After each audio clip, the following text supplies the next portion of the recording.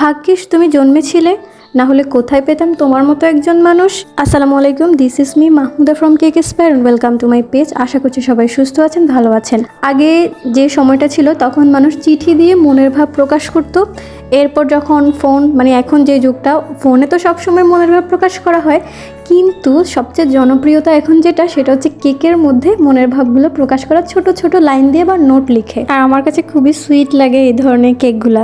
এই লাইনটার সাথে কেকটাই আমার কাছে পারফেক্ট মনে হয়, মানে সর্বপ্রথম এই কেকটাই আমার মাথায় আসে। আপু যেহেতু আমাকে কালারটা বলে দিয়েছিল আর আমার মতো করতে বলেছিল, তো আর সুযোগটা কেন হাতছাড়া করি।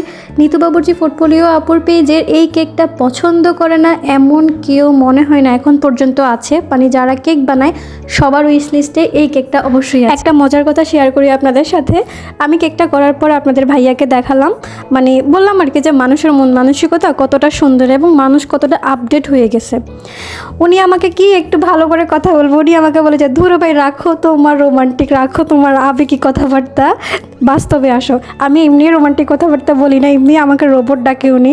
আসল কথা হচ্ছে এই কেকটা যদি আমি ওনার জন্য করতাম, উনি কিন্তু খুবই খুশি হতো, মনে মনে প্রকাশ না করলেও। আমি জানি আমি যেহেতু আরেকজনকে লাকি বলেছি, তার একটু মেবি মাইন্ডে লেগেছে।